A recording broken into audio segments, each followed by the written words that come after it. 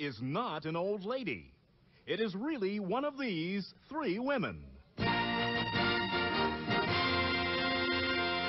Number one, what is your name, please? My name is Pat Moore. Number two. My name is Pat Moore.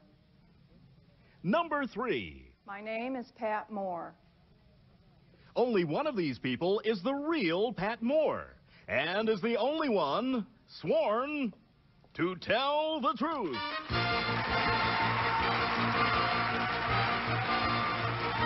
Now let's meet our panel. Host of Let's Make a Deal, Monty Hall.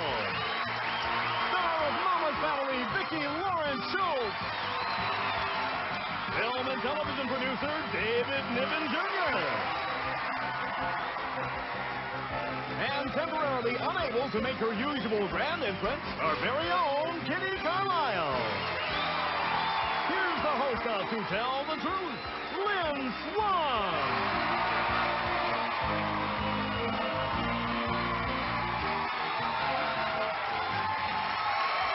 Oh, aren't you wonderful? Terrific. Thank you. Good morning, panel. Good morning, Lynn. Good to see you. Katie, you have to give us an update on your knee. How is it? Next time you see me, I'll be floating down those stairs just like you were. I'll look like a ballet dancer. Wonderful. David, it's good to see you again. Well, it's always a pleasure to see you too, Lynn.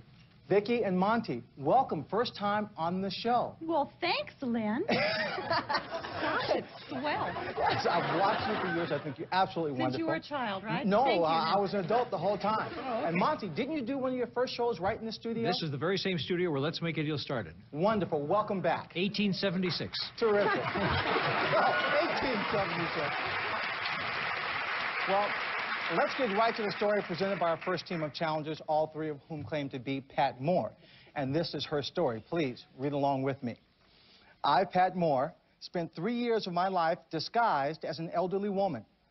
As a gerontologist, I studied the lifestyles of our elderly. And as an industrial designer, I create products and services to benefit older people. So I decided to become an older woman.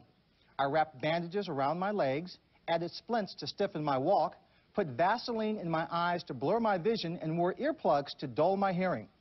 I altered my face and body to simulate the degeneration of aging. Disguised as a woman 85 years of age, I took to the streets. When I posed as a rich elderly woman, I was treated well. But when I posed as a poor woman, I was shortchanged, shoved, ignored, and once brutally beaten and mugged. The way we treat our elders is a crime. It has changed my whole philosophy about growing older. I've written a book based on my street experience. It's titled Disguised, a True Story. It's my personal journey into my own possible future. Signed, Pat Moore.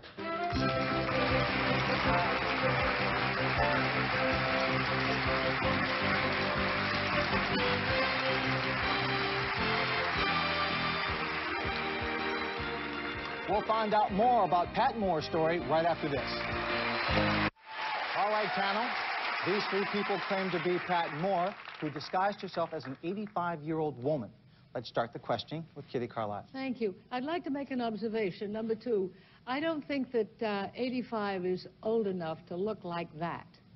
That woman looked to me like she was nearly 100.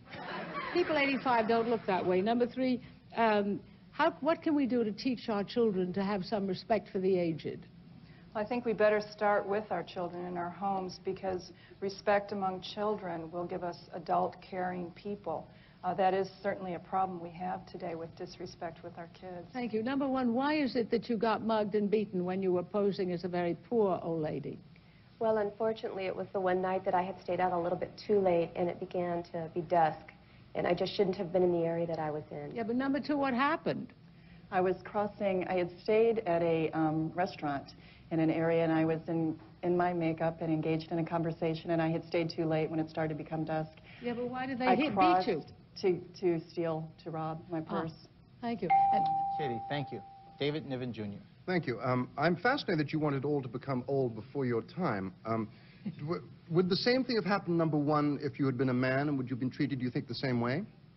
Well, the problem exists with the elderly in general, but it exists more with elderly women. And I think the mugging may have occurred because I was an elderly woman as opposed to an elderly man. Okay. Number 2, it says here that you create various products. What is your favorite product that you created for the elderly?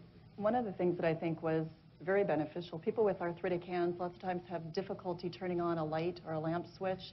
Now they have sensor touch lamps so that somebody can just touch the lamp and it will go on. Oh, all right. David, thank you. Vicki Lawrence. Well, I'm fascinated. You know, I did this for a living, played an old woman, and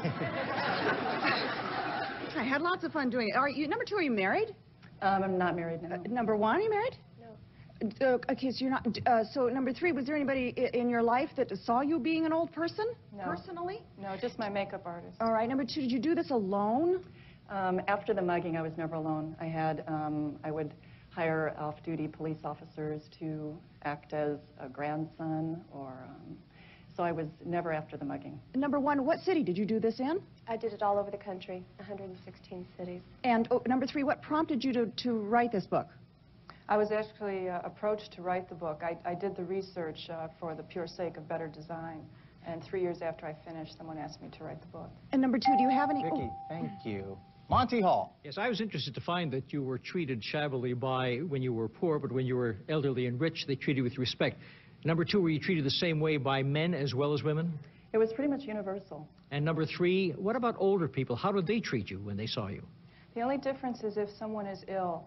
A older person is a little bit afraid of someone the same age who might be in a wheelchair, and sadly they have an opportunity to distance themselves. And number 1, how about children? How do they treat you?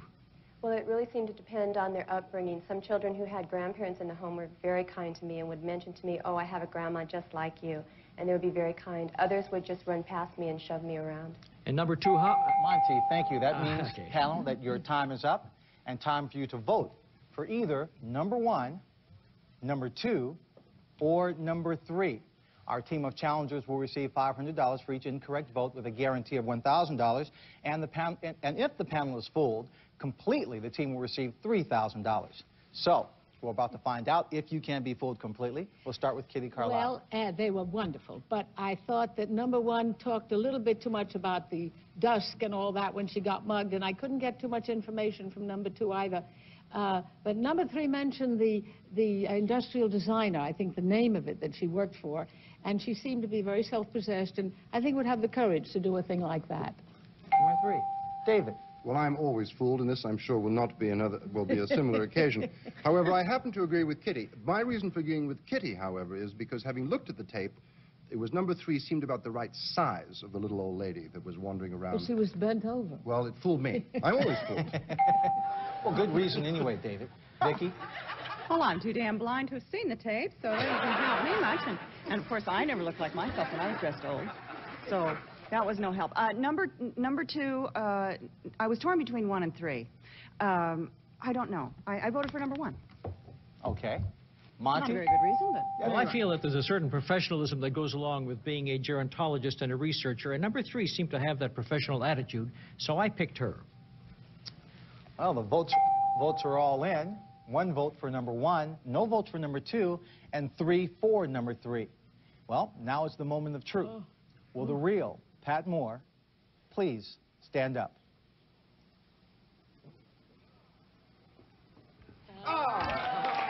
Very good. Panel, you did an excellent job. Pat, we'll get right back to you, but first let's meet your imposters. Number 1, your name and what do you do? My name is Kathy Mendez, and I'm a corporate tour guide. Wonderful. Number 2, your name and what do you do? My name is Jody Schoen, and I'm an interior decorator in the Los Angeles area. Terrific. Thank you for being here. Your team received 1 incorrect vote, so you'll receive a guarantee of $1,000. Pat, we have some tape of you getting made up, putting your disguise on. Well, let's take a look at it and take us through the process. Okay, Len. Well, it takes anywhere from 3 to 4 hours. So I would rise at 1 or 2 in the morning for a typical day, which lasted about 20 hours at a time. This is Barbara Kelly from NBC in New York applying a liquid plastic latex. This is blown dry with a hair dryer. And I would wear different wigs and character dresses. So I portrayed very poor elderly women, bag women rather, and homeless people, moderately income ladies, maybe living on a pension or Social Security, and then very wealthy women as well. Very courageous thing you did to spend that time out there. And you can read more about Pat's experiences in her book entitled Disguised, A True Story. Thank you all for being here on To Tell the Truth. We'll be back with the man who trains dogs to sniff out cocaine right after this. Welcome back to Tell the Truth. Let's meet our next team of challengers.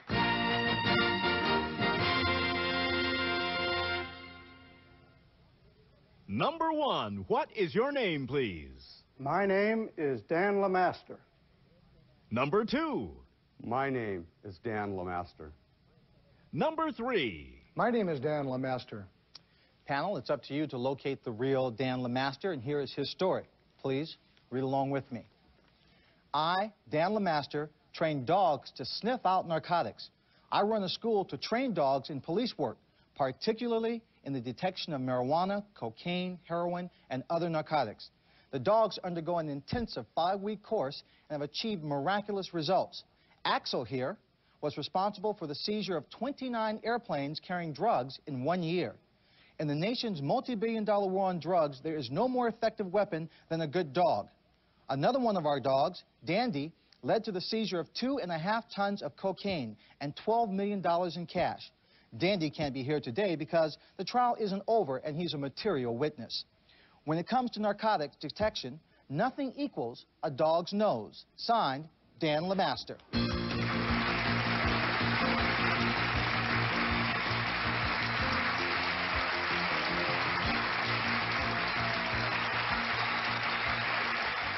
We'll reverse the procedure here, and we'll start with Monty Hall at the far end. Number 1, do all narcotics have a particular odor? Yes, each one has its own distinct odor, although we don't train them to differentiate. And number 2, do the dogs ever get hooked? No, they don't.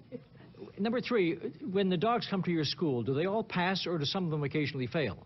We do have a number that fail. And how do you pass a dog? How does he get his graduation? Well, a dog has to have drive. They have to have the drive, and that's the number 1 deterrent. And number 2, how does a dog... Monty, thank you.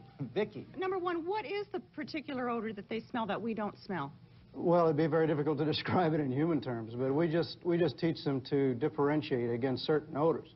Well, then, number 2, how do you train them? What do you use to train them, to teach them? Well, we teach the dog to find his toy through the smell of the drugs. And then number 3, does he get a reward if Yes, he does. he gets his toy? Is Yes, that he it? does. Is there, number 1, is there any particular breed that's better for this than others? Well, we much prefer the hunting breeds, the Malinois, Bouvier, and the Shepherd. And then... Vicky, thank you. Well, David. Where do you train your dogs, number 2? In Cherry Valley. And number 3, Dandy is what type of a dog? Dandy is also a German Shepherd.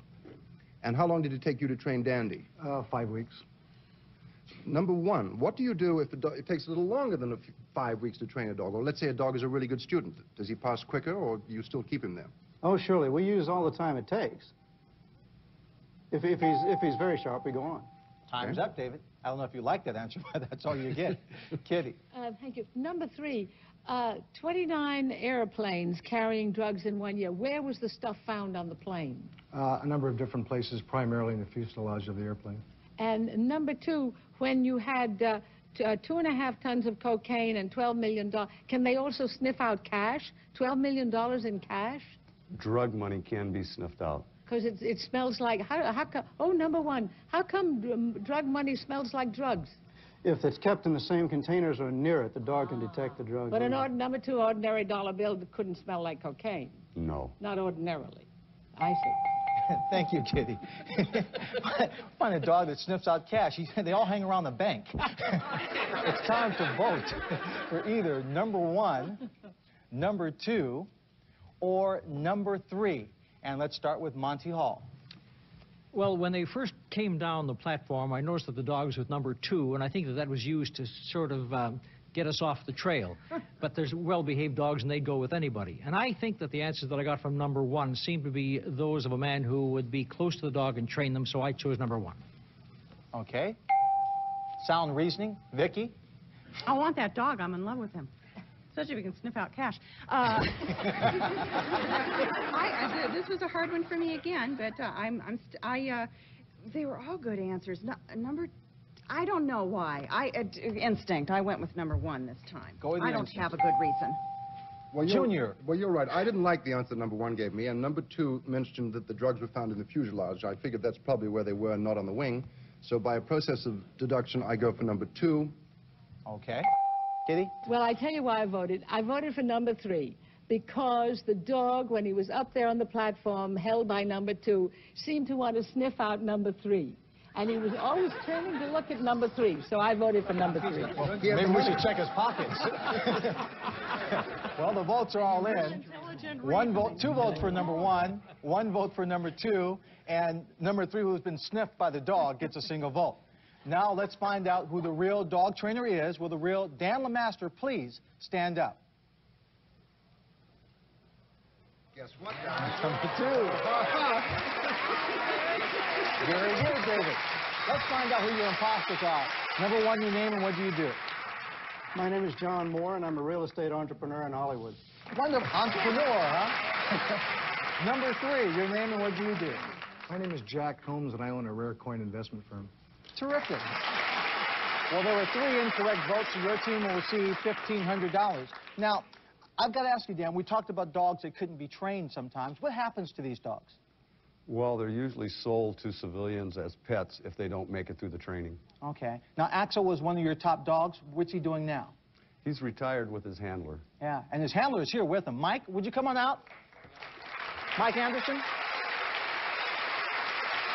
Mike, how are you? Mike is a detective on the police squad.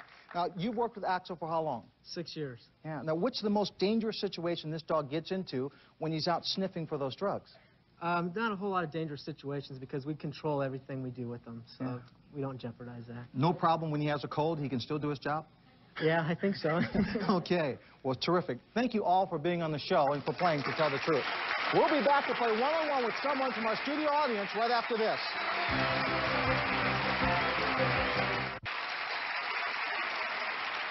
Now it's time to play one-on-one with someone from our studio audience. So, Burton, who do you have for us today? Well, Lynn, today we have Joseph Hernandez from Pomona, California. Joseph, welcome.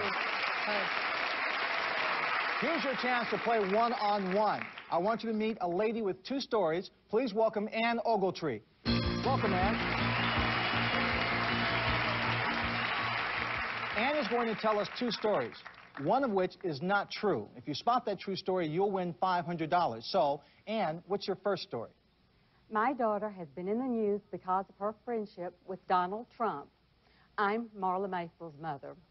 Now, that may or may not be the truth, so listen to her second story. I run a charm school called Southern Hospitality. I teach modern young ladies how to be genteel Southern belles. Okay, panel, it's up to you to help Joseph win $500. You get to ask 1 question about each story.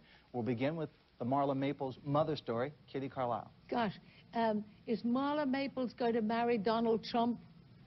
I think that's something you would have to ask them. Okay. David? All right, if not Donald Trump, is there a number 2 waiting in the wings? I certainly hope there's someone. I'd love to be a grandmother. Nikki? How do you feel about all the publicity that Marla has received? The publicity is all right. It's been very difficult, very stressful, and I would have preferred another type of publicity to cover maybe the talent that she has. Okay, Monty. In a recent magazine, they took famous couples and matched them up as lookalikes, and I was matched with Marla. Really? Do I look like Marla? Do you look like Marla? You look like you could be with anyone. Be careful, Donald might ask you out. Now, you heard the first story. Let's go to the second story, the charm school. Kitty. Is there much call for a Southern Belle charm school these days? Well, actually, in our area, there is. We have a lot of young ladies who do enjoy attending this type of school. Thank you. David? What percentage of your students come from places other than southern states? Most of my students do come from southern states, but I do have some from other parts of the country that just want to learn etiquette with a southern flair. Vicki? What would you say is the worst etiquette fault that young ladies have nowadays? You know, most of them are just so good that they just need more confidence. Well, aside from etiquette, what is the one thing you tell your Southern belles not to do ever? Oh, what I mostly tell them to do is consider other people's feelings in all of the things that they do. That's the most important part of etiquette. Okay, Joseph, you've heard the cross-examination. Is Ann Marla Maples' mother, or does she run the Southern Belle Charm School? Well, the last two questions she was sort of stumped on, so I think she'd be Marla Maples' mother. Okay. Ann, what's your true story? To tell the truth, I am Marla Maples' mother. You paid attention, Joseph. And for your attention, you win $500. Thank you very much for playing one-on-one. And thank you very much for being here, Ann. Thank you. We'll be right back after these words. Pamela, you were terrific. That's it for today. We'll see you next time on To Tell the Truth. So long, everyone. This is Burton Richardson speaking. This is a matter of life and death for us. Go, go! Run as fast as you can. The Amazing Race. Tomorrow night at 10 on GSN. See you tomorrow. We love you. We'll see you here on The Family Feud. Show until next time, this is Peter Tomarkin on behalf of the Focati Rug saying thanks for pressing your luck. Bye-bye. Anyway, we have just 10 seconds to say goodbye. We'll see you tomorrow. So long. Bye-bye.